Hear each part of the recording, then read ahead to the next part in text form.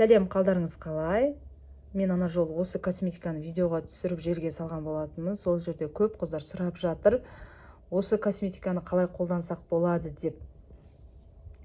Мен енді өзімнің қолданып жүрген бойынша айтайын. Мен былай желіге кіріп іздеген жоқпын, қалай қолдану керек депші.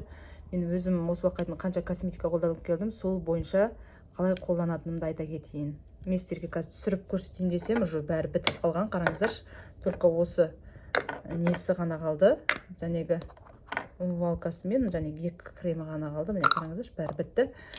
Так, бірінші міне умывалкасы, беттеріңізді осымен әбден жуып аласыздар.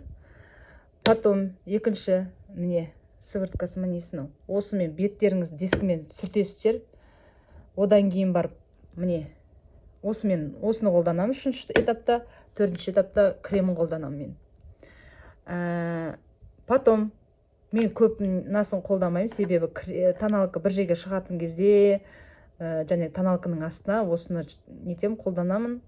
Егер жоқ мен осыны да қолданамын дейтін болсаңыздар, осының бәрін қолданғаннан кейін барып осыны беттеріңізге жәнегі 2-3 тамшы тамғызып беттеріңізді нетсеңіздер, жақсаңыздар болады. Потом не айта кетейін дедім сіздерге. Потом беттеріңіз майлы қыздар, енді білмеймін, сіздер майлы қыздарға енді қазіргі уақытта беттеріңіз бірде майлы болса, бірде құрғап кетеді ғой кейде. Мен өзім бетім сондай проблемный бет өзі. Сол кезде қолданып жүрсеңіздер, егер беттеріңіз қатты безеу шығып қайтадан майланып кететін жағдай болатын болса, осы екеуін ғана қолданып көріңіздер. Мен мынаны қолдандым, қатты бетіме көп жағы жерім, өйткені бетіме безеу қаптады жерді. Содан кейін мен қазір мынаны қолданамын, екеуін. Мынаны енді анда-санда бір беттеріңізге енді әжім түспеу үшін массаж жасайсыздар ғой. Сол кезде қолдансаңыздар өте жақсы, мынау бетке сініп кетпейді. Пока әбден массаж жасап әйтіп нетіп жасасаңыздар, бетке тез сінбейді, тұрады кішкене. Енді өздеріңіз білесіздер ғой, қазір күзде, қыста, жел, суық, осындай уақытта қолдансаңыздар болады негізі. Ал енді умывалкасын жуып болғаннан кейін міндетті түрде салфеткамен сүрттіңіздер беттеріңізді, орамалмен сүртпеңіз, өйткені орамалда қанша микроб бар, беттеріңізді наоборот бұзып жіберуі мүмкін. Енді өздеріңізге қалай ыңғайлы, солай енді беттеріңізді сүртесіздер ғой. Осы мен айтатыным, енді мен өзім қолданып жүрген бойынша енді.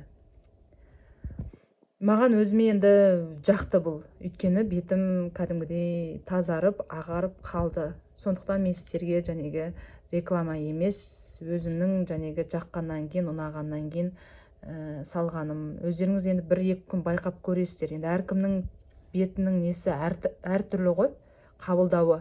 Біреуінікі может безеу қаптап кетуі мүмкін, біреудікі может аллергия қаптап кетуі мүмкін.